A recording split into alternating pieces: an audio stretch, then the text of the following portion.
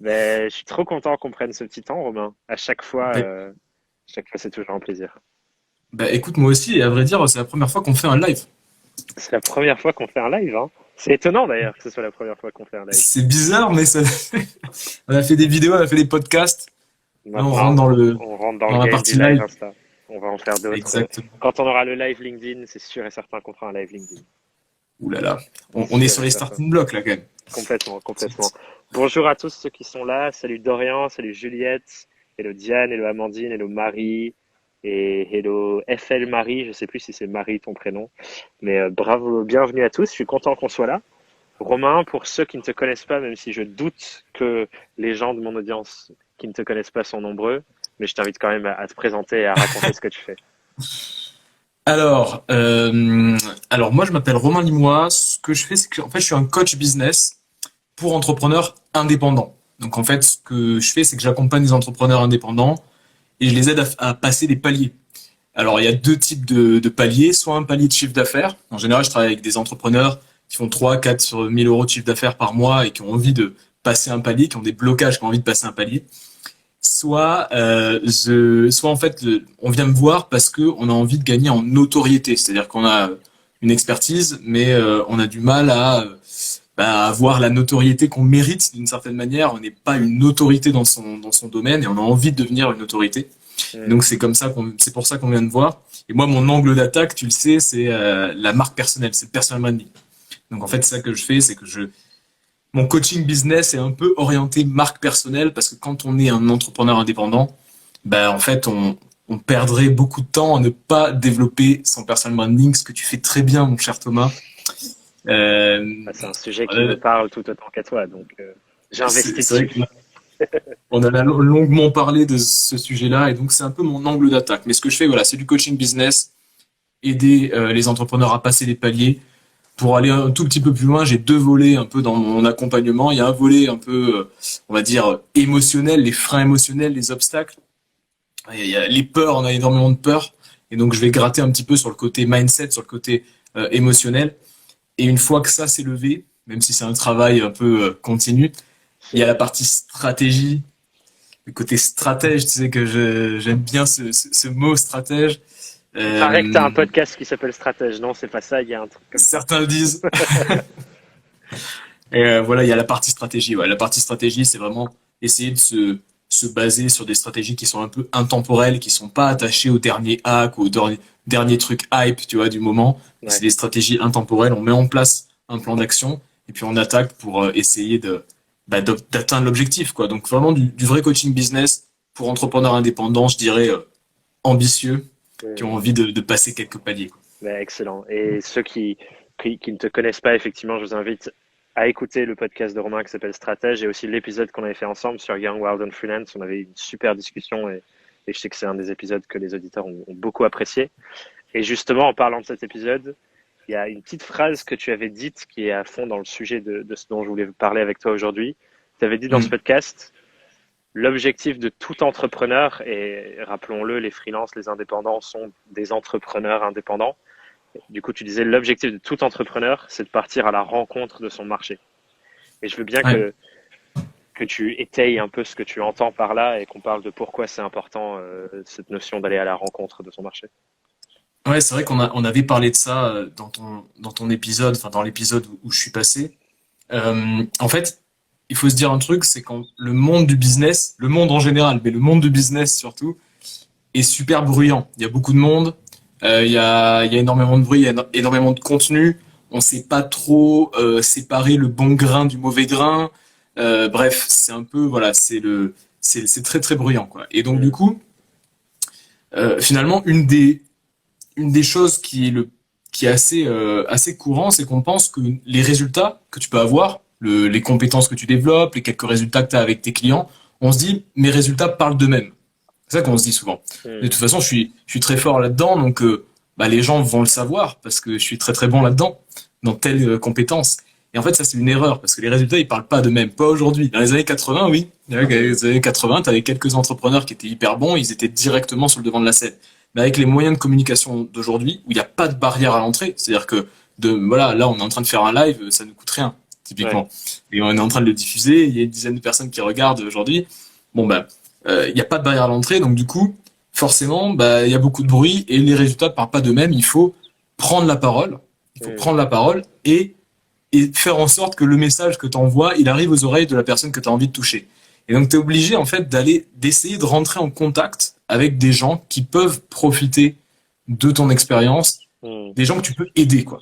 Et Ouais. donc, c'est ça que je dis quand je dis il faut aller à la rencontre de son marché, c'est que voilà, il faut réussir à prendre la parole et puis parler assez fort pour qu'il y ait quelqu'un, peut-être à l'autre bout de la France, l'autre bout de la francophonie, qui t'entendent et qui se disent, tiens, peut-être que ce mec-là, il peut m'aider, quoi. Ouais. Donc voilà un petit peu ce que je voulais dire par là. Et en Mm. fait, un des moyens, et on en avait parlé dans le podcast, un des moyens pour, euh, pour aller à la rencontre de son marché, c'est de devenir un média. Moi, c'est un truc que je prône vraiment. C'est un de mes credos, c'est de se dire Ouais. que tout entrepreneur pourrait devenir un média. Donc je sais pas si tu veux qu'on... Ouais, carrément. Ben, ce que je trouve intéressant, effectivement, dans ce que tu avances là, c'est que l'économie au sens large et aussi, c'est d'autant plus vrai dans l'entrepreneuriat, c'est un jeu il y a des problèmes, des gens qui ont des problèmes, des gens qui ont des besoins, des gens qui ont des quêtes et des objectifs. Et face à ça, on a de l'autre côté, du coup, plutôt notre rôle en tant que freelance. Nous, on a des solutions à apporter, on a des compétences, on a une vision particulière du monde et on a des choses qu'on fait. Et l'objectif, quand on dit l'objectif de tout entrepreneur, c'est partir à la rencontre de son marché, ben, c'est de créer un point de rencontre justement entre les gens qui ont les problèmes, les gens qui ont des besoins et qui cherchent à les solutionner et les gens qui détiennent une réponse, une solution ou un service et qui sont nous. Et l'inverse est tout aussi vrai. Nous aussi, nous avons des problèmes et des besoins. Et il y a des personnes qui détiennent des solutions et des services nous permettant de répondre à ces problèmes et ces besoins. Et du coup, tout le marché, toute l'économie et tout ce monde de l'entrepreneuriat, c'est des rencontres qui se font dans tous les sens, où chaque partie de la rencontre essaie de trouver le bon fit, le bon assemblage comme deux pièces de puzzle qui se ressemblent. Et du coup, pour ça, effectivement, nous, notre rôle, quand on essaie de vendre nos services et de vendre la solution, c'est de créer un maximum de ces points de rencontre. Et du coup, bah, c'est là où c'est effectivement la création de contenu, ce que tu avances avec le fait de devenir un média et de créer beaucoup de contenu autour de sa thématique. Ça permet de multiplier le nombre de rencontres. Et du coup, in fine, quand on multiplie le nombre de rencontres, bah, mécaniquement, on a la possibilité de multiplier le nombre de transactions aussi. C'est ça. C'est ça. Tu multiplies un peu ton influence en créant du contenu. Là, typiquement, ce live, on le fait en ce moment en live, donc ça nous prend du temps. On dépense Mm. notre temps pour faire ce live. Mais par contre, ce live-là, il sera sur IGTV. Et donc, peut-être que dans 3 mois, il y a quelqu'un qui va voir ce live. Et donc, du coup, sans même rajouter un effort supplémentaire ou du temps supplémentaire, on va pouvoir bah, transmettre notre message. Et en fait, ça, on a du mal à le garder en tête. Parce que Mm. du coup forcément, à l'époque, c'était pas possible de faire ça il y a quelques années. C'était impossible. Franchement, il y a ne serait-ce que 10 ans, faire ce qu'on est en train de faire là, c'était pas évident.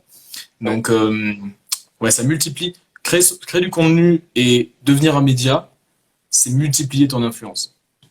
Et ce qui est très vrai, c'est que il va être sur IGTV et c'est sur quoi je travaille cet après-midi, c'est aussi extraire d'IGTV, recréer, du coup là je vais le diffuser sur YouTube aussi après, parce que du coup Ah ouais, je fais génial. un petit montage, je le mets sur YouTube pour ensuite le redécouper et le rediffuser dans d'autres endroits. Enfin voilà, tu connais ma stratégie de l'omniprésence à extraire et à redistribuer partout. Je connais, mais je suis toujours impressionné. Donc, Et ça aussi, l'idée c'est multiplier les points de rencontre.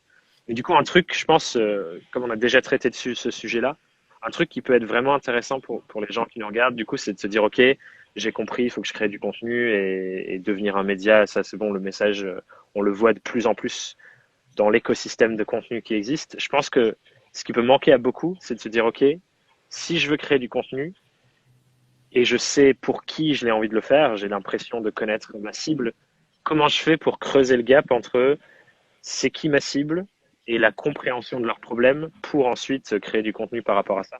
Parce que souvent, on peut se dire, voilà, je suis dans ma chambre, je suis face à mon bureau et je ne sais pas de quoi parler. ouais, c'est une bonne question. En fait, ce qui m'a beaucoup aidé, moi, c'est notamment de faire un peu le portrait robot de mon client idéal. Et, euh, et voilà, qu'on se le dise de suite, j'ai eu la chance de pouvoir faire ta formation, construire ses offres. Et dans le premier module de cette formation, il y a une partie créer le portrait robot de son client idéal. Et en fait, euh, ça aussi, c'est le genre de choses qu'on entend beaucoup. Oui, faut définir son client cible, etc. Et Ouais, c'est le genre de choses qu'on peut avoir tendance tout doucement à laisser de de côté, côté, tu ouais, vois, à c'est se dire, clair. bon, je le ferai une autre fois, là, il faut que je balance. Et en fait, ça fait partie un peu de tous ces stéréotypes qui sont ultra importants, mais qu'on a tendance à classer dans la partie Hmm. stéréotype. Typiquement, mange des légumes et tu te sentiras mieux. Dors 8 heures et tu te sentiras mieux. Tu fais, ouais, ça va. Allez, si tu Ça le va, c'est fais, comme bon, par ouais. hasard, tu vas le truc. Donc, tu vois, C'est ça, c'est drôle. vraiment le genre de truc. Et ben, pareil, voilà, définir son portrait robot et définir son avatar client, c'est vraiment hyper important et c'est exactement, enfin, l'outil que tu donnes dans ta formation, typiquement, bah, c'est un outil qui m'a beaucoup aidé pour clarifier, parce qu'on a toujours une idée, et Hmm. puis, en fait, c'est un travail, ce que tu dis d'ailleurs, c'est un travail qu'on doit refaire et refaire et refaire, euh, peut-être tous les 6 mois ou peut-être à une fréquence plus importante. Donc, d'abord, savoir à qui tu parles. Et à partir du moment où tu sais à qui tu parles, bah forcément, tu vas pouvoir calibrer ton contenu. Et forcément, ça va taper droit dans le mille. Et donc, tu gagnes du temps. Ouais. Est-ce que tu as, par rapport à cet exercice, une fois que tu l'as fait, en tout cas tu l'as fait via la formation en creusant avec la fiche de travail et les outils que je donne, est-ce que Mm. tu l'as emmené dans le monde réel par la suite? Et je veux bien que tu partages un peu la réflexion que tu as eue sur ce sujet-là, parce que je sais que c'était un truc dont on avait parlé ensemble, où tu avais dit, ouais, j'ai trop hâte d'aller dans le monde réel, d'être face à mes clients, d'être face à mes prospects et de creuser là-dedans, quoi. Tu peux nous partager un peu les résultats de cette partie-là? Ouais, déjà, avant toute chose, il y a un truc qui m'a bien plu, c'est que à partir du moment où tu as ton avatar client, un peu de manière automatique, tu as aussi ton anti-avatar. Ouais, C'est-à-dire que tu as forcément, si tu dis j'aimerais que mon client il soit, je sais pas, ambitieux, il ait pas de peur de vendre, enfin ce genre de choses-là, bah, tu te rends compte que quelqu'un qui a pas trop d'ambition et qui a peur de vendre, c'est pas typiquement le genre de personne avec qui tu as envie de bosser. Je donne des exemples comme ça, mais donc ça m'a bien permis de me dire quand je me suis retrouvé en face de prospect, de me dire ok, est-ce que cette personne est plutôt dans la case avatar. avatar Ou- ou plutôt dans la case anti-avatar. Enfin, tu peux l'appeler comme Dieu, mais c'est un peu ça. Donc ça, déjà, ça m'a pas mal aidé d'avoir un peu clarifié case ou pas, enfin, case avatar ou case anti-avatar. Et effectivement, à partir du moment où tu as déjà des clients et que tu as fait ce travail de portrait robot, déjà, c'est beaucoup plus facile quand tu as des clients, forcément, parce que ça te permet d'aller creuser dans tes anciens clients, les clients que tu as en ce moment, etc. Mais à partir du Ouais, moment où tu as ce portrait robot, cet avatar, bah, tu vas pouvoir poser des questions en fait à tes clients et puis essayer de confirmer certaines choses que voilà que tu as pris le temps de mettre sur le papier, de mettre noir sur blanc. Et donc, et ça aussi, dans la formation, tu le donnes, il y a un certain nombre de questions que tu peux poser, vraiment des questions assez précises, quoi, que tu peux poser directement, soit à tes clients, soit à des prospects, et qui va te permettre de définir est-ce que c'est ton client idéal ou pas. Et surtout, ça va ouais. te permettre d'en savoir plus sur ton client idéal et puis de pouvoir le servir au mieux. Et en fait, voilà, c'est vraiment, pour moi, de toute la formation, c'est le module, ce premier module, c'est quand même celui qui met une claque énorme Hmm. parce que tu sais que c'est important. Je l'avais fait ce travail, forcément. Ouais. Tu vois, j'avais fait, mais le fait de le faire avec, on va dire, un peu plus de cadre, avec des fiches d'exercice, bah, ça m'a vraiment apporté, quoi. Ça m'a vraiment Ouais. apporté.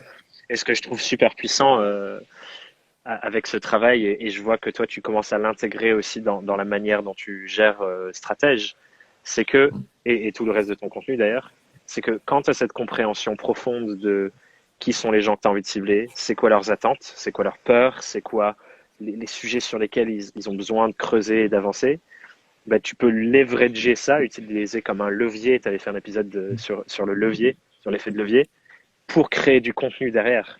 Et c'est là où du coup ça devient vraiment puissant, c'est que quand tu as cette compréhension profonde de ton marché, on revient sur ce truc qu'elle est à la rencontre de son marché et de ses clients, ben, tout le reste se fluidifie derrière. Ça veut dire, ok, je sais maintenant quel contenu il faut que je crée, je sais sur lesquels il faut que j'appuie, je sais sur lesquels il faut que je rentre en profondeur et que j'exploite au maximum parce que c'est des questions vraiment pertinentes, précises et douloureuses presque pour mes clients idéaux. Il faut vraiment que j'actionne sur ça au maximum.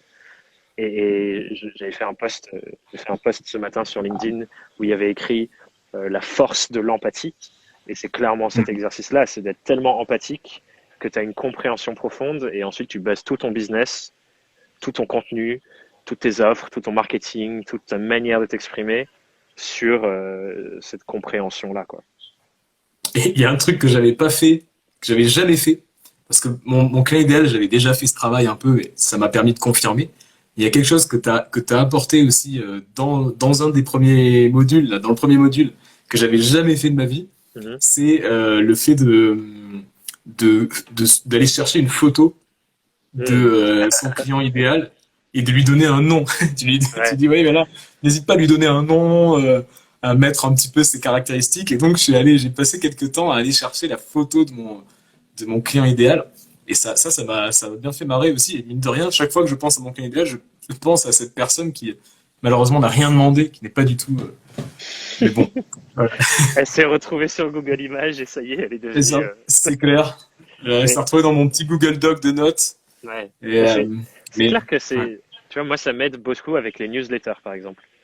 Il y a Ouais. quelqu'un récemment qui m'a envoyé un mail en disant Thomas, j'adore tes newsletters, c'est trop cool ce que tu racontes, etc. Mais par contre, ça me perturbe un peu. Tu me connais pas du tout et tu mets genre 3, 4, 5 fois mon prénom dans la Hmm. newsletter. Euh, et du coup, elle disait, ben voilà, moi ça me perturbe un peu. Je sais que c'est un robot et que c'est pas vraiment le cas. Et du coup, ce que je Hmm. lui ai répondu, c'est, je lui ai dit que moi, le fait de mettre à chaque fois genre prénom avec la balise dans les newsletters, c'est pour me raccrocher à mon avatar, Hmm. qui est une personne que j'ai vraiment imaginée avec la photo, le prénom et tout. Et du coup, quand je me pose, tu vois, genre, pour écrire ma newsletter, je me pose devant mon ordi, je ferme les yeux, je fais une grande respiration et je me dis, qu'est-ce que j'ai envie de raconter aujourd'hui à X? Et là, je balance du coup Hmm. le prénom de mon avatar qui change en fonction de mon intention de la journée parce que j'en ai plusieurs sur les différentes thématiques. Ok. Et du coup, à chaque fois, je fais cet exercice de connexion. Et c'est vrai que du coup, d'avoir mis une photo, d'avoir mis un prénom, ça permet vraiment de faire cette connexion plus facilement parce que Hmm. tu as créé une personne, quoi. Ouais. Qui est du coup cette personne, c'est la somme de toutes les recherches de plein de personnes différentes. Mais j'adore cet exercice et c'est vrai que c'est un truc qui fait une vraie différence, quoi. Ouais, ça paraît simple, mais en fait, justement, comme c'est simple, on le met de côté, alors qu'en fait, ça apporte énormément de valeur, quoi. Ouais, bah, c'est clair que je pense qu'il y a une grande part de ce qu'il faut faire dans le monde entrepreneurial, c'est maîtriser des paradoxes.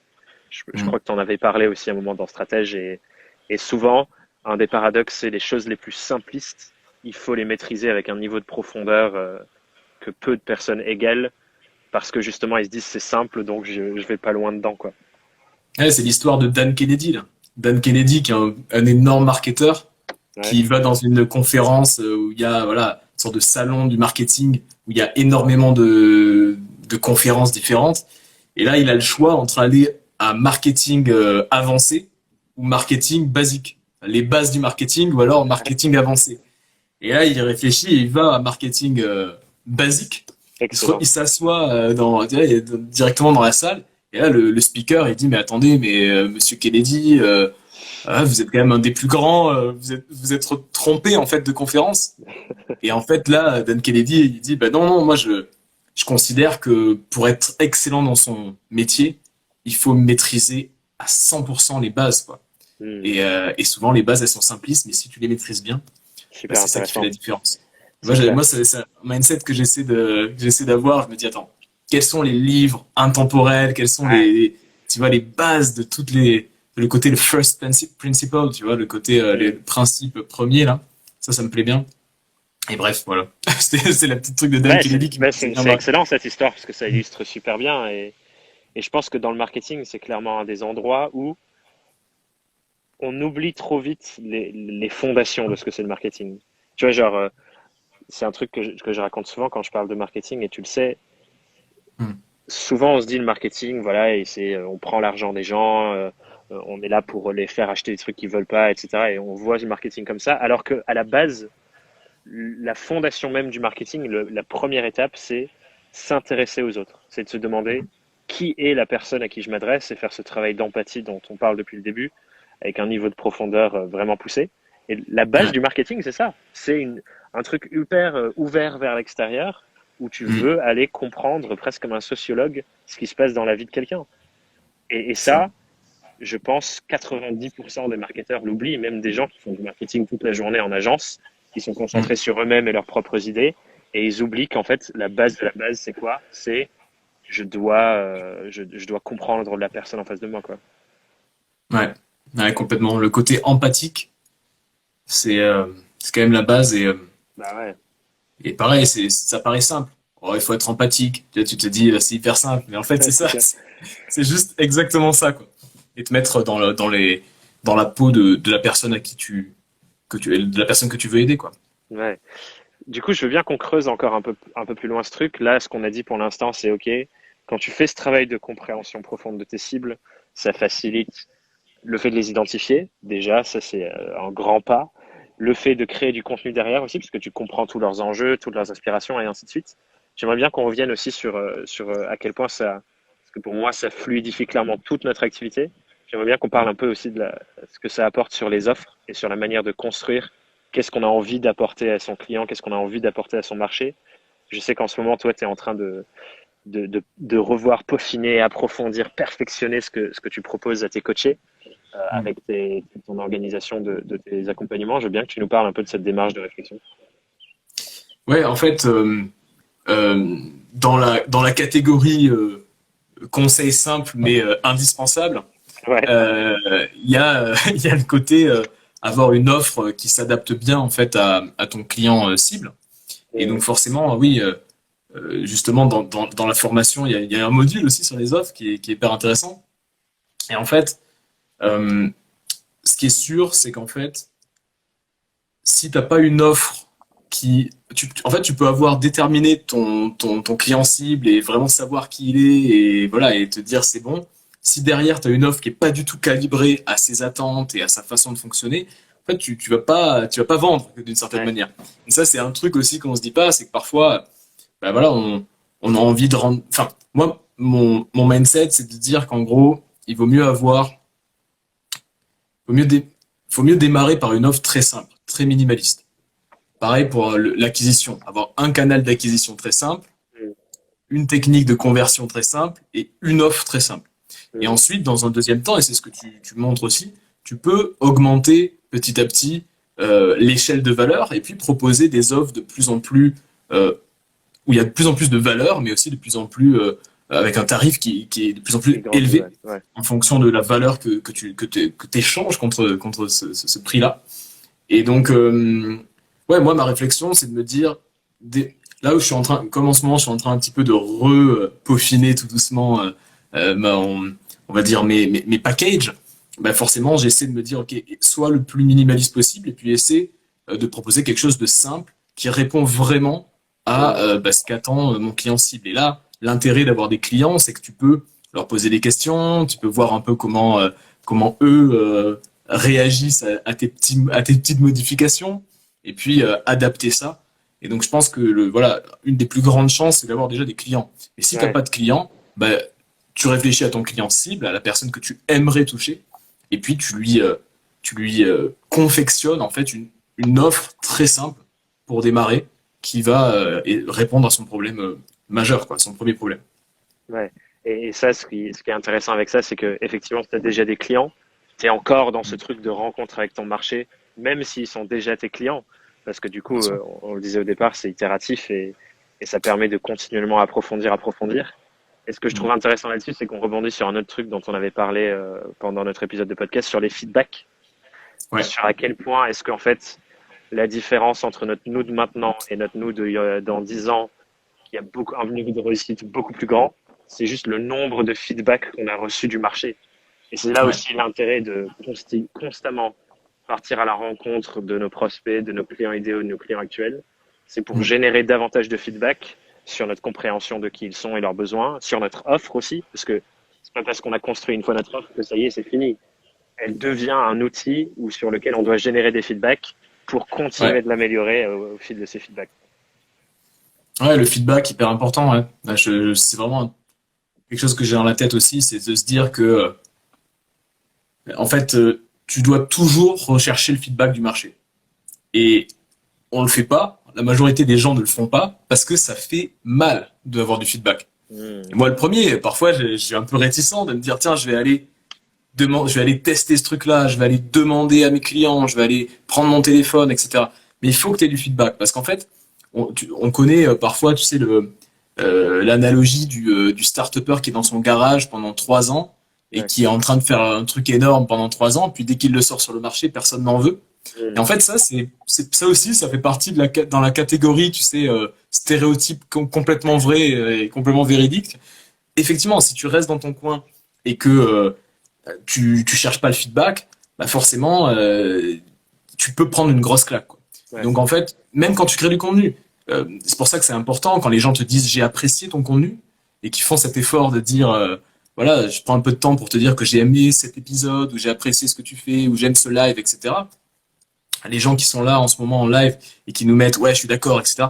C'est hyper important pour un créateur de contenu parce que en fait, bah, on sait si ce qu'on fait, ça va dans le bon sens, ça apporte de la valeur, etc. Donc, parfois, c'est, on va dire, assez désagréable de demander du feedback, mais par contre, c'est essentiel quand tu veux développer un business, quand tu veux développer du contenu, etc.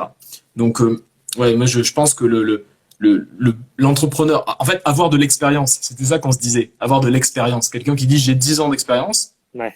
en fait, combien de feedback il est allé chercher pendant 10 ans? Si pendant 10 ans, il a juste lu 3 livres de marketing et il a envoyé un mail tu vois, par mois, quoi, par exemple, bah, c'est pas pareil par rapport enfin, c'est vraiment différent de la situation où un mec envoie un mail par jour, Un podcast lit par toute la jour, Bible, créer, ouais, etc. voilà, un podcast, ce genre de choses-là. Donc, 10 ans, avoir tant d'années d'expérience, ça n'a aucun sens de dire ça. Quelqu'un qui dit j'ai 4 ans d'expérience, essayez de creuser. Là, si vous nous écoutez, là, essayez de creuser. Qu'est-ce que ça Euh, veut dire? Ouais, c'est comment- quoi 4 ans, quoi? Qu'est-ce que ça veut dire en termes de feedback? Ouais, voilà, je préfère quelqu'un qui pendant un an a bourriné comme un malade et a fait des choses dingues que quelqu'un qui juste s'est reposé sur ses lauriers pendant 15 ans, 10 ans, 60 ans. Hmm. Ça ne veut rien dire. Donc ouais, le feedback ultra important. Ouais, hyper Douloureux, mais intéressant. important. Très douloureux. Mais c'est vrai que du coup, ça rejoint, c'est grave un exercice d'être face à soi et presque de dev perso, en fait, parce que clairement, les feedbacks, ils sont pas toujours positifs. Et d'ailleurs, c'est Mhm. souhaitable qu'ils ne soient pas toujours positifs, parce que c'est là où on apprend le plus finalement, quand on se rend compte, OK, ce que j'ai construit, là, il y a mon prospect qui l'a pas pris. Qu'est-ce que ça veut dire? Est-ce que c'est parce que je l'ai mal présenté? Est-ce que j'ai pas utilisé le bon vocabulaire? Est-ce que l'offre, elle était pas sur mesure? Et c'est là où on apprend le plus quand on se prend des non, plutôt que quand on se prend des oui. Et du coup, c'est souhaitable d'avoir des trucs négatifs, mais ça fait mal, clairement. Et on n'a pas envie d'aller se prendre des bâches et de se prendre 50 refus de suite par des prospects. Mais c'est hyper important. La peur, c'est ça le grand Bah, problème de l'entrepreneur. ouais, c'est fou, hein. Tout La revient à peur. ça. On a peur d'être rejeté, de travailler pour rien. Et en fait, à partir du moment où tu comprends que la peur, elle est essentielle dans la construction de tout ce que tu fais en termes de projet, dans la construction de ton projet, et qu'en fait, tu peux apprendre à la maîtriser, cette peur, un peu comme un boxeur qui va sur... tu sais qu'en ce moment, je suis un peu là, je suis un peu Ouais, là-dedans, un peu comme un boxeur qui va sur le ring et qui a peur, tu vois, qui a peur. L'entraîneur de Tyson, il disait que en fait, tous les boxeurs ont peur, même si t'es très très bon. Mais en fait, c'est normal, quand t'es entrepreneur, t'as pas de filet de sécurité, et parfois, bah, t'es un petit peu tout nu, quoi. voilà. Donc tu Ouais, dois ouais, quand même y aller et puis tu dois quand même prendre ton feedback. Et parfois ton feedback il est pas bon. Au début il est pas bon ton feedback parce que t'es pas très bon dans ce que tu fais. Et puis petit à petit tu vas prendre du feedback et ça va aller de mieux en mieux. Et donc il faut avoir peur, c'est normal, mais il faut se dire que la peur c'est aussi, ça peut être aussi ta plus grande allié d'une certaine manière. C'est comme le feu, tu vois. Le feu peut te concocter une petite tu vois, tu peux cuire un petit truc sympa sur le feu, ça peut te chauffer le soir, etc. Ça peut aussi te tu peux te brûler cramer. totalement. Et en fait, c'est ça la peur, c'est pareil. Il faut se dire que c'est aussi ta plus grande alliée. Il faut apprendre à la manipuler, enfin, à l'apprivoiser, on va dire, et à la manipuler. Et puis y aller quand même, quoi. Y aller quand même. Avoir peur, c'est normal, mais il faut y aller. C'est hyper intéressant. S'il y a des gens dans le chat d'ailleurs et dans le live qui ont des questions, n'hésitez surtout pas à les poser sur cette thématique qu'on est en train d'explorer parce que depuis le début, finalement, tout ce dont on parle, c'est encore le même sujet, c'est partir à la rencontre de son marché, de ses clients idéaux. Et ça nourrit toutes ces choses-là. Ça nourrit ce sujet de feedback qui, au final, est la recherche de pourquoi on part à la rencontre, ce qui nous nourrit sur nos offres, sur notre contenu, sur la manière dont on s'exprime.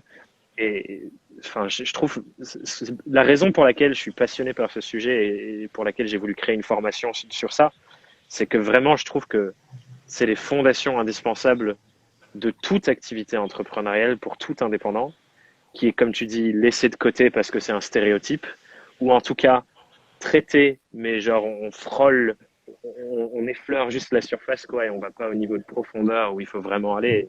Il faut aller vraiment, vraiment profond et continuer à aller vraiment, vraiment profond. C'est clair. Mais je trouve ça nourrit tout le reste après, quoi. Genre, ça devient super fluide. Ouais, ouais, c'est ça, mais tu vois, c'est marrant parce que moi qui ai déjà un business lancé, qui ai des clients, etc., j'ai trouvé énormément de valeur en fait dans cette formation, notamment, je te dis, ce premier module, parce que tu es obligé de refaire ce travail, même si tu as des clients, même si ton business est lancé, même si d'une certaine manière ça se passe bien pour toi, tu as quand même besoin de faire ce travail, quoi, de faire ce travail d'introspection, de peaufiner. Et en fait, à partir du moment où tu sais à qui tu parles et que c'est très très clair, bah, tout s'accélère en fait, tout s'accélère. Donc, Et on a une question de Virginie, du coup, dans le chat qui te demande comment toi, tu as été au contact direct avec tes clients idéaux? Comment tu es allé à leur rencontre pour échanger avec eux? Tu peux peut-être parler du coup de ta manière de faire de l'acquisition et des sessions stratégiques que tu mets en place, parce que c'est là aussi où tu échanges avec ouais, eux. ouais, bien sûr. Très bonne question. Et c'est vrai que tu m'avais dit que tu allais te connecter sur le chat et effectivement tu t'es connecté donc enfin sur le live pardon. Donc ouais effectivement moi j'ai un modèle d'acquisition assez simple. J'essaie toujours de réduire au maximum la complexité et de mettre en place vraiment des structures en fait assez simples. Et donc ce que mon moyen d'acquisition premier, c'est le podcast Stratège. Donc en fait, chaque semaine, le jeudi matin, je sors un épisode de Stratège. Donc il y a plusieurs centaines d'entrepreneurs qui écoutent Stratège chaque semaine. Et donc forcément, parmi ces entrepreneurs, il y en a un certain nombre qui me contactent pour aller un peu plus loin, pour discuter d'un sujet en particulier. Et donc ces gens-là, je sais qu'on est à peu près connectés sur la même onde parce que forcément, bah, ils ont écouté Stratège, parfois depuis plusieurs épisodes. C'est quand même des épisodes où je parle pendant 45 minutes tout seul, quoi, Mhm. sans fioriture. Donc, les gens qui me contactent derrière, je sais qu'on est à peu près dans le même, dans la même vibe. Et donc, ces gens-là, c'est probablement des clients idéaux. Et donc, toutes les personnes qui me contactent par ce biais-là, bah, voilà, j'essaie de mettre en place voilà, tous ces petits exercices, toutes ces petites questions, sans que ce soit trop pushy ou pas intéressant, mais voilà, ça me permet d'avoir un contact. Ça, c'est une première chose. Ensuite, donc toute la création de contenu, moi je parle de stratège, mais en gros toute la création de contenu crée des discussions. Et donc forcément, toutes ces discussions-là, c'est un moyen pour toi, Virginie, de discuter avec tes clients idéaux. Et ensuite, bah, forcément, on a des échanges avec d'autres entrepreneurs sur LinkedIn notamment, mais tout revient finalement à la création de contenu. Moi, mon moyen d'acquisition premier, c'est la création de contenu. J'ai pas mis en place un système vraiment qu'on pourrait qualifier de outbound où j'aurais eu un listing par exemple de personnes que j'aurais appelées comme ça parce que bah, je considère aujourd'hui que j'ai pas besoin de ça pour parler à à des entrepreneurs. Mais bon, voilà, ça pourrait être une idée si, Ouais. voilà, par exemple, dans un groupe particulier, toi, t'as pas mal, Thomas, t'as pas mal de groupes comme ça d'entrepreneurs autour de toi, des communautés, une communauté autour de toi. Enfin, par exemple, sur cette formation, il y a une communauté. Donc, ça permet aussi d'avoir des échanges avec des gens qui ont à peu près la même façon de penser. Donc, voilà, je dirais, premièrement, création de contenu. Deuxièmement, dans les petites communautés dans lesquelles on pourrait être, bah, commencer à créer la discussion et à poser des questions. Ouais. Et puis un truc que je trouve intéressant dans ta manière de faire, Romain, aussi, c'est que quand tu dis ces discussions qui émergent du contenu que les gens consomment, que tu crées, et les discussions de messages, mais il y a aussi tu proposes systématiquement aux gens de passer un temps au téléphone avec toi. Et ça, c'est un Ouais. espèce de filtrage aussi, de se dire, je sais pas combien de temps tu les as au téléphone, mais je crois que c'est à peu près 1 heure, quelque chose comme ça. Où du Ouais. coup, c'est une opportunité pour toi de poser des questions, d'être en interaction avec la personne, de réussir à mieux la comprendre, elle et ses enjeux, pour les fois futures où tu créeras du contenu et pour Mm. affiner ton avatar, mais aussi pour faire voir pour toi, est-ce que cette personne correspond à mon avatar ou pas? Et du coup, est-ce que je lui fais une offre concrète ou pas d'avancer par la suite, quoi. Ouais, c'est vrai. J'oublie carrément, mais c'est complètement ça l'idée. Pour moi, ça paraît normal, mais Ouais, forcément, ouais, t'es à l'acquisition se fait l'intérieur. aussi via ces sessions stratégiques. C'est un peu le mot employé, mais grosso modo, c'est une session de 30 minutes à 1 heure où on discute pour potentiellement travailler ensemble. Et donc ça nous permet chacun, que ce soit la personne qui me contacte ou moi-même, de voir dans quelle mesure on peut s'apporter et collaborer quoi. Ouais. Donc oui, forcément, quoi qu'il se passe, c'est une discussion qui apporte beaucoup pour définir le client idéal et pour poser toutes ces questions, pour définir Ouais. son marché. Ouais, Moi, et t'as beaucoup de prise de conscience à ce moment-là. ouais, c'est clair, c'est hyper intéressant. Bah, de toute façon, c'est ça, hein, il faut être au contact avec eux et pouvoir vraiment discuter un maximum. Pour partager un truc un peu complémentaire à ça, Virginie, pour répondre de mon côté, moi, il y a un travail que j'ai fait profond sur la compréhension de mon client idéal côté mon business en freelance pour les startups, pas côté pédagogie pour les indépendants, que j'ai fait sur beaucoup sur mes clients, mais sur mon observation de l'écosystème startup. Et aujourd'hui, la manière que j'ai de creuser encore plus loin, c'est d'aller voir les gens qui ne sont pas exactement encore au stade d'avancement où je pourrais les cibler et échanger avec eux pour être des clients, mais d'aller les voir plus tôt, dans le sens où j'ai envie de les identifier plus tôt pour commencer déjà à leur apporter de la valeur à ce moment-là, pour que le jour où ils correspondent à l'endroit où ils deviennent mes clients idéaux, je sois déjà dans leur tête pour les contacter. Et du coup, ma manière de faire ça, c'est que je me positionne quasi toujours, en tout cas à chaque fois qu'on me le propose, et j'essaie de me positionner j'en ai l'occasion, en Startup Weekend en tant que mentor. Donc là, c'est le cas, par exemple, demain, je suis mentor sur un innovaton pour imaginer la ville de demain post-Covid avec le SPIE. Et en gros, mon objectif, c'est quoi? C'est d'aller à l'innovaton, d'être en interaction avec plein de gens qui créent leur boîte, qui sont en train de créer une startup ou de créer une solution nouvelle pour une différente problématique. Et ces personnes-là, je suis en interaction avec elles, je leur pose des questions sur pourquoi elles ont développé leur boîte, c'est quoi les questions qu'elles se posent, j'observe toutes les problématiques qui émergent pendant le Startup Weekend. Et ensuite, à chaque fois, je propose aux équipes gagnantes, en partenariat avec l'événement, 1 heure de coaching branding gratuite, où du coup, je suis en interaction avec les personnes qui ont les projets qui ont le plus de portée future potentielle. Et du coup, à chaque fois, j'ai ces groupes-là qui viennent, je suis posé pendant 1 heure avec eux, ce qui me permet de leur apporter de la valeur, tout en posant des questions hyper ciblées pour les comprendre. Et du coup, le jour où elles sont prêtes à faire une levée de fonds, ou elles ont envie de travailler plus profondément sur leur marque, ben, je suis la go-to person. Ce qui fait qu'en gros, j'investis dans ma banque de futurs prospects dès le moment où à chaque fois je suis en startup weekend, quoi. Et ça, c'est à la en fait, je me comporte un peu comme un détective. Et tu le sais, Romain, dans la formation, il y a une partie qui s'appelle la méthode du détective. Et du coup, je pars sur le terrain avec ma loupe, avec ma petite casquette de Sherlock Holmes, et je creuse et j'essaie de comprendre. Et j'essaie de savoir, OK, cette personne, qu'est-ce qui l'a emmené à ce startup weekend? Qu'est-ce qu'elle a à l'intérieur d'elle qui lui donne envie de contribuer au monde en créant une boîte? Et c'est quoi l'évolution qui viendra derrière? Donc, de mapper, d'avoir une cartographie de toute son évolution en tant que personne dans son projet. Et si j'arrive à cartographier ça de manière ultra précise, et c'est l'objectif de ce que je partage dans la formation, ben, je suis capable de lui proposer quelque chose à chaque étape de son cheminement, que ce soit du contenu ou une formation ou un accompagnement ou un projet de plus grande envergure avec des gens autour de moi. Et du coup, c'est vraiment ça la démarche, quoi, c'est d'être un détective sur son marché. Et c'est vrai que savoir qui tu cibles, à qui tu as envie de parler, déjà, c'est la première étape. Ouais. Et donc ensuite, c'est beaucoup plus simple après de bien se positionner à des endroits qui vont, on va dire, créer la conversation. Que ce soit par la création de contenu ou toi en physique, Ouais. directement dans les startup week-ends. Voilà. C'est pas très Covid-friendly, mais Bah, là, c'est en numérique. Tout ce que j'ai fait c'est en numérique, c'est vrai. Ouais. ouais, depuis que C'est parce que du coup, dommage, là, mais en bon. plus, je suis en Ouais. Dordogne, je pense pas qu'il y ait de Startup Weekend dans le camp. Ou C'est vrai. peut-être qu'il y en a, je sais pas, j'ai pas exploré, mais là, du coup, c'est full numérique, effectivement, Ouais, ouais, c'est depuis trop bien. Corona. J'en ai fait 3 d'ailleurs, et à chaque fois, c'est trop bien comme expérience. C'est vraiment hyper intéressant. D'ailleurs, la petite parenthèse, je me dis, le networking post-corona, je pense que les cartes vont être un peu en train de voilà, vont devoir se rebattre, quoi. Parce que, Ouais, t'as enfin, bref, raison. c'est un truc que je me disais hier, je me disais, tiens, comment faire du networking sans vraiment pouvoir se déplacer dans des endroits, serrer des mains, etc., quoi. C'est vrai que Donc, voilà. c'est un peu intéressant, hein. C'est sûrement, du coup, je pense, un enjeu. Tu vois, moi, c'est un truc que j'adore faire quand je fais des conférences. Créer des espaces pour que les gens se rencontrent. À la fin de chacune de mes conférences, je dis OK, ou même au début, je le fais soit au début, soit à la fin, je dis OK, bah, tu te tournes vers ton voisin de gauche, droite, devant, derrière que tu connais pas, et tu dois te pitcher. Et comme ça, Ouais. les gens se pitchent et ils commencent à parler et ensuite, du coup, il y a plein de rencontres.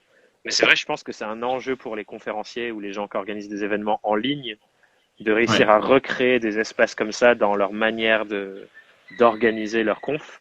Parce qu'en physique, c'est beaucoup plus simple. Tu mets des bières et c'est bon, les gens parlent. Bah ouais, hein. Mais en numérique, c'est presque notre responsabilité aussi en tant que créateur et conférencier de créer ces événements-là. Parce que c'est ça aussi la richesse. C'est pas juste ce que nous on donne, c'est aussi toutes les rencontres qui vont derrière. En tout cas, moi, c'est ma vision de ces événements, quoi. Ouais, je te rejoins à 200%. Ah, ça va être intéressant les prochains mois sur le Ouais, networking. c'est clair, c'est Ça va clair. être. N'hésitez pas, du coup, encore une fois, dans le chat, si vous avez d'autres questions sur ce sujet de partir à la rencontre de son marché, de son client, qu'est-ce que ça apporte dans son business, qu'est-ce que ça permet de faire de manière plus fluide derrière, parce que, encore une fois, je reviens sur mes convictions, ça fluidifie absolument tout, à mon avis, sur tous les sujets par la suite. Donc, si vous avez des questions, avec grand plaisir pour y répondre. Et du coup, Romain, en attendant qu'on en reçoive, j'ai une petite question à te poser encore une fois là-dessus. Disons-nous qu'on est à un stade où on a une compréhension profonde de nos clients idéaux. On a créé l'offre sur mesure dont on parlait tout à l'heure. Et ensuite, une fois qu'on a ça, on a commencé à créer du contenu sur les sujets particuliers pour attirer les gens jusqu'à notre offre. Hmm. Qu'est-ce qu'on fait ensuite? Qu'est-ce qu'on fait quand on a un moment où on crée du contenu? Ça commence à montrer ses preuves et on commence à attirer des gens qui correspondent à notre client idéal et on commence à voir que notre offre elle a du feedback positif du marché. Selon toi, c'est quoi l'étape d'après? Bah, une fois qu'on a tout ça, déjà, on est bien positionné parce que, en gros, la mécanique est en train de se huiler. Donc, c'est quand même hyper important d'arriver à ce point-là. Et donc là, en fait, c'est le moment où il faut enclencher la machine marketing. C'est le moment où il faut dérouler, bah, on va dire, passer à l'échelle, essayer de toucher encore plus de personnes sans que ça te coûte trop de temps ou trop d'argent. Il y a plein de possibilités. Il y a le fait de, évidemment, euh, bah, augmenter la cadence. Donc, augmenter la cadence dans les mesures, à la mesure de tes ressources. Si évidemment, tu as de la ressource, tu peux déléguer, tu peux faire de la pub, tu peux créer plus. Mais en gros, l'idée, c'est voilà, d'essayer de passer à l'échelle, de scaler, entre guillemets. Voilà, parce que à partir du moment où on a une offre qui répond à un problème et voilà, qui aide réellement un client cible et qu'il y a déjà eu transaction, pas juste de Oui, on t'a l'intérêt. pas juste dit oui, ok, un jour. Ouais, ouais, parce que c'est ça aussi, parfois on se laisse un peu avoir par ça, mais s'il y a eu vraiment transaction, mais en fait c'est la base, surtout quand on vend des formations par exemple, ou quand on peut vendre même du coaching, c'est c'est le signal qu'il y a quelque chose qui est en train de prendre. Et donc c'est ce qu'on appelle en marketing le product market fit ou le service market fit. Ouais, moi j'appelle ça Euh, le offer market fit en Offer freelance. market fit, c'est ça. Chercher le truc. Et en fait, voilà, forcément, bah, c'est un peu le point, le point qui te permet derrière d'avoir une courbe un peu plus exponentielle. Ouais, Donc il y a plein de manières de creuser ça, mais voilà, l'idée c'est de passer à l'échelle, ouais. scaler. Du coup, en gros, genre, une fois qu'on a eu cette première compréhension et qu'on se rend compte qu'il y a de l'attraction, c'est du coup ce qu'on appelle product offer fit. Quand il y a un point de Mm. rencontre où, ok, le marché te montre que ton offre, elle a de l'attraction, il y a des transactions qui se créent, il y a des clients qui rentrent et qui te disent c'est exactement ce qu'il me faut et que tu commences à voir que ça apporte un réel bénéfice derrière parce que, encore une fois, on parle de tout ça. Mais la base de la base, c'est de créer quelque chose qui apporte vraiment de la valeur à la personne en face. Ouais, bien Ce sûr. qui est souvent un truc où on se dit non, c'est bon, je vais aller vendre ça et voilà. Et une Mm. fois qu'on a ça, effectivement, bah, c'est optimiser la recette pour faire en sorte que les résultats se décuplent. Et j'ai bien aimé ce que tu disais sur le fait de scale. Moi, ce que j'aime bien utiliser une petite image qui est une image des asymétries pour expliquer Mm. ça. Bon, une asymétrie, qu'est-ce que c'est? Du coup, on a la symétrie où c'est pareil de chaque côté. Une asymétrie, c'est je mets un petit peu et je ressors beaucoup. Et Mm. quand on est dans ce truc de j'ai envie d'optimiser, passer à la prochaine échelle, il faut chercher pour soi, et c'est différent pour tout le monde, c'est où les endroits où si je mets un peu, je reçois beaucoup. Moi, par Mm. exemple, je sais que quand je suis en conférence, quand je suis en expression orale comme ça, ou quand je fais Mm. quand je suis devant des gens et que je m'exprime, ben, pour moi, ça me prend peu d'énergie parce que j'ai pas besoin de passer 25 ans à créer le truc. J'arrive à rebondir, à connecter les pensées de manière assez spontanée.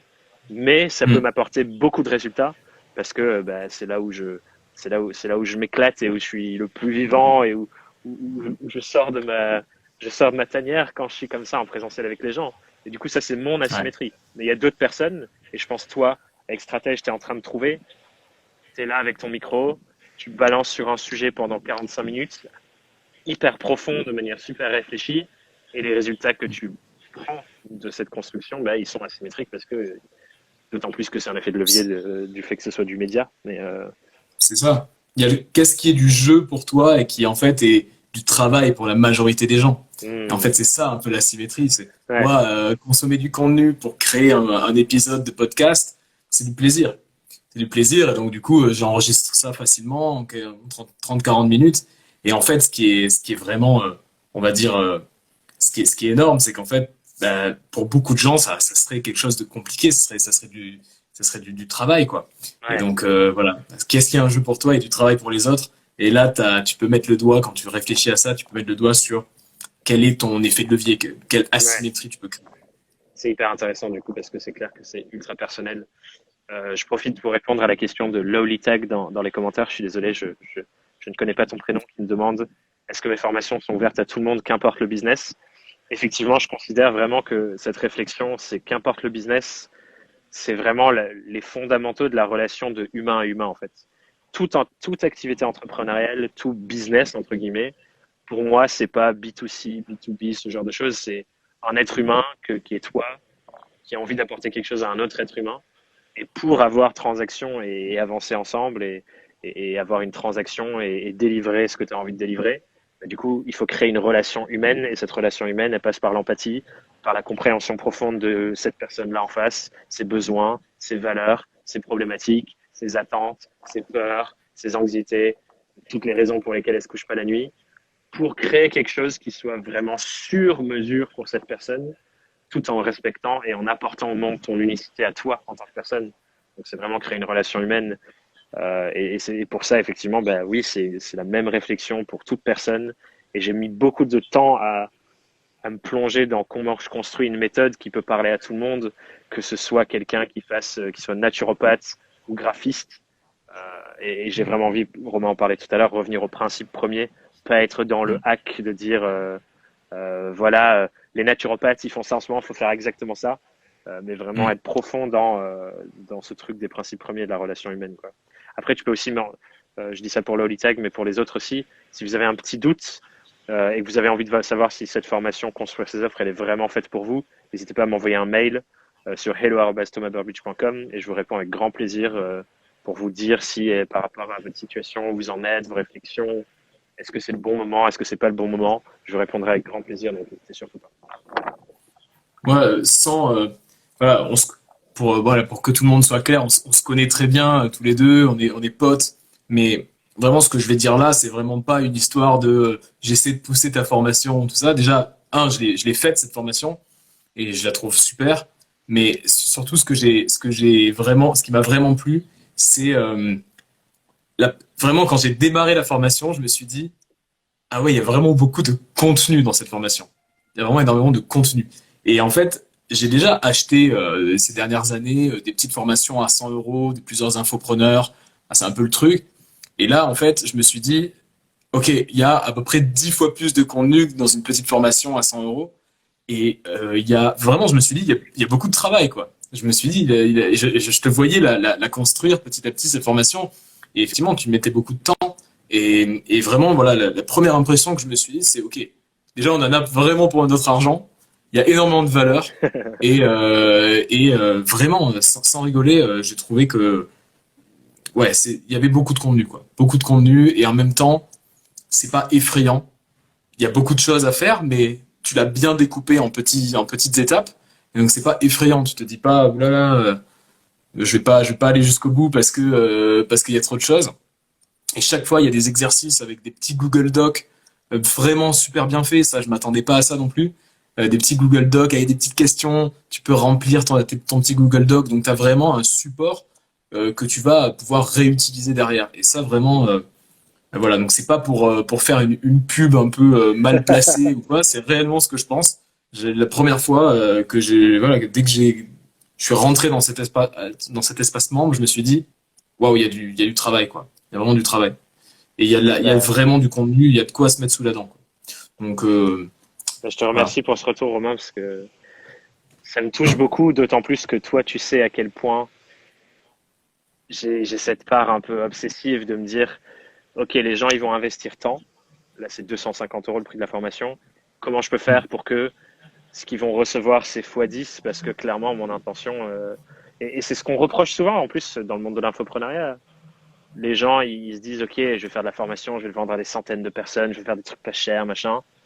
Et moi, j'ai envie de prendre un peu le contre-pied de ça, de me dire, OK, déjà, les gens me font confiance. Il y en a qui ne m'ont jamais vu dans la vraie vie. Mm. J'ai tellement cette soif et ce truc qui brûle en moi de contribuer et de faire une vraie différence. Parce que je sais à quel point le fait d'être indépendant et le fait d'être freelance, c'est pas tous les jours facile. On se retrouve souvent seul face à ses peurs et ses questions et on sait pas par où aller. Et du coup, j'ai envie que tout ce qu'on fait avec moi, ce soit x10 sur ce qu'on a l'habitude de faire ailleurs. Et j'espère que les gens ressentent ça dans le podcast, dans les contenus que je crée, dans mon énergie et ma soif. Et j'espère aussi que c'est le cas dans la formation. Et comme tu le disais, on est très potes avec Romain, on se parle tous les vendredis, on s'appelle pour faire un point sur où on en est, etc. Et ça me fait trop plaisir d'avoir ça venant de toi parce que je sais que c'est pas bullshit. Je sais que si j'avais failli à mon engagement, tu me l'aurais dit et tu m'aurais dit, bon, Je Thomas. n'aurais pas fait de live. Je n'aurais pas fait ce live, mon cher Thomas.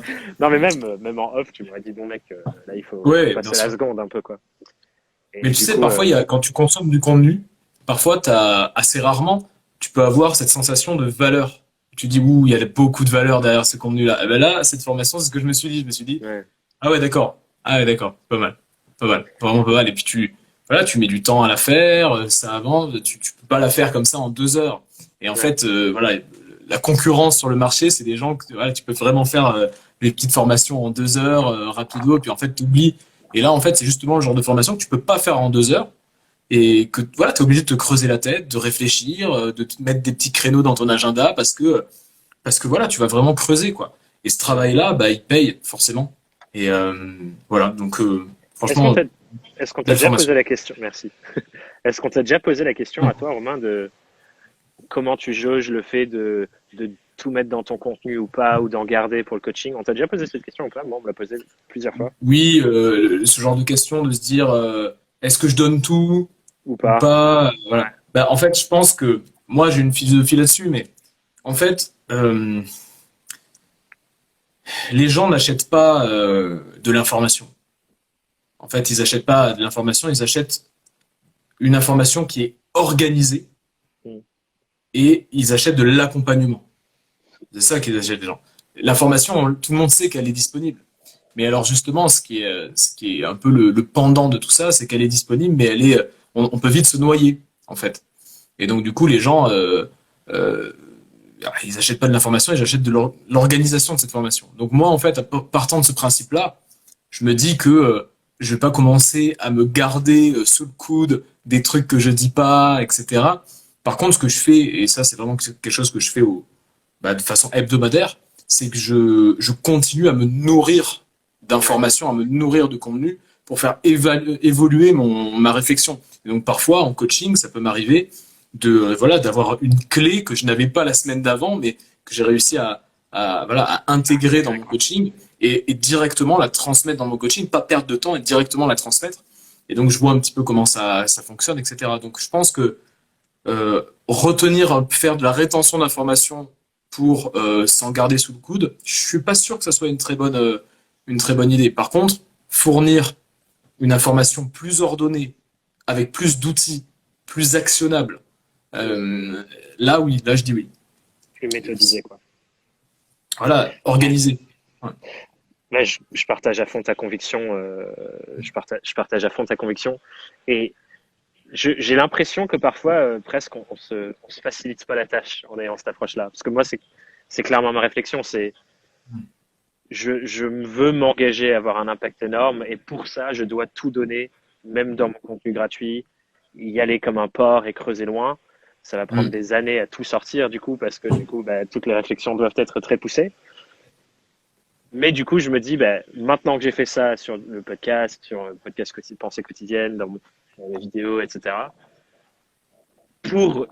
pour faire en sorte que les gens prennent un engagement payant avec moi, je dois me dépasser encore plus. Et tu connais le sujet de l'escalier de valeur. Plus ils investissent, ben, plus j'ai envie d'apporter de valeur. Donc Mm. c'est aussi un challenge personnel de se dire, à chaque fois que quelqu'un fait un pas avec moi et se dit, OK, j'investis sur Thomas, j'investis sur moi, c'est aussi, et moi je le prends vraiment comme ça, un challenge à me dépasser encore plus pour aller encore un cran plus loin, apporter encore un truc auquel il ne pouvait pas s'attendre Ouais.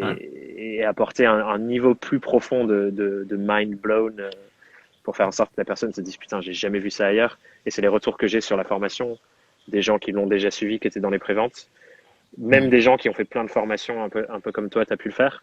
Et je me Mm. dis putain, je suis tellement heureux d'avoir pris et mis assez de temps pour arriver à ce niveau-là dans la formation. Ça me fait vraiment plaisir, quoi. Je me dis putain, Ouais. ça vaut le coup parce qu'il y a une vraie différence dans la vie des gens et ça vaut le coup, quoi. Ouais. Du coup, il reste 2 minutes sur le live parce que Instagram coupe au bout d'une heure, mais j'aurais envie de Oh, je continuer. savais pas ça. Ouais, Très ouais, bien, ouais. très bien. J'ai découvert l'autre fois quand je faisais un live. Du coup, s'il y a des questions dans le chat sur la formation que vous avez envie de poser à moi ou à Romain ou sur quoi que ce soit d'autre par rapport à ce sujet, c'est le moment. Il nous reste 2 minutes. Enfin, jusqu'à ce que Instagram dise ciao. Pour l'instant, il ne me l'a pas dit, mais je pense qu'il reste à peu près 2 minutes. Je vois qu'il y a une question de Diane sur ce truc-là. Est-ce qu'on n'a pas peur de plus avoir d'idées pour se dépasser? Intéressant comme Ah, ça, question. c'est la vraie question. Avant toute chose, si ça coupe, merci beaucoup pour ce super live, mon cher Thomas. Avec Bon, plaisir. alors, pour répondre à la question de Diane, moi, je pense pas que. Enfin, c'est une question qui est légitime parce qu'on se dit qu'on a un réservoir d'idées qui est fini et qu'on entame ce réservoir petit à petit et que du coup, ben, on n'aura plus rien. En fait, l'idée, c'est justement de remettre un petit peu de carburant, quoi. Et donc, pour ça, il faut se nourrir. Il faut se nourrir, il faut avoir des discussions comme on est en train d'avoir là. Il faut lire, il faut consommer des vidéos, il faut se nourrir de contenu. Et je pense que c'est aussi stratégique d'avoir un bloc dans son emploi du temps pour se nourrir de contenu que de créer du contenu. Moi, pendant longtemps, j'ai complètement oublié ce bloc-là. Et puis au bout d'un moment, hop, j'avais plus d'énergie, j'avais plus de créativité. Pourquoi? Parce que je ne me nourrissais plus Hmm. suffisamment. Et ça, donc c'est vraiment important de se nourrir de contenu. Et c'est comme ça qu'on n'a pas, Ouais. bah, qu'on a plus peur, quoi. D'autant plus que du coup, c'est impossible pour un seul être humain de comprendre le monde entier. Notre monde, il est tellement complexe. Et d'ailleurs, n'importe quel sujet, je pense qu'il est vraiment infini. C'est comme des poupées russes, on creuse, on va plus loin et on s'arrête jamais. Du coup, bah, pour moi, les idées, elles sont infinies aussi parce que tu vas prendre, peut-être qu'un jour, je vais m'investir à fond et comprendre la permaculture. Et en Mm. m'investissant et m'intéressant à ça, je vais comprendre des trucs sur le business par rapport à comment les plantes interagissent ensemble et comment le monde de la nature est parfait et sur mesure. Et là, je vais me dire, putain, mais en fait, ça, je peux l'appliquer de telle manière et je vais pouvoir recréer du contenu dessus et faire des nouvelles métaphores. Bon, j'adore faire des métaphores. Du coup, clairement, je considère aussi que les idées sont infinies. Il reste 39 secondes, Romain. Pour les gens qui nous ont suivis, qui ne te connaissaient pas, où est-ce qu'ils peuvent venir interagir avec toi, te poser des questions, écouter ton contenu et discuter? LinkedIn, Instagram, Romain Limois. Et le contenu, c'est Stratège sur toutes les plateformes de podcast. Stratège. Excellent. Un épisode par semaine tous les jeudis. Très bien. Super simple, super facile à retenir. Je vous invite vraiment à aller creuser ce que fait Romain. C'est vraiment top. Et si vous avez des questions sur la formation Construire ses offres, c'est ouvert jusqu'à dimanche soir. Vous pouvez me les poser à moi, mais aussi à Romain, parce qu'il a suivi et il saura très bien vous conseiller sur le sujet et vous conseiller d'autres choses à faire aussi. Merci pour ce live. À très bientôt.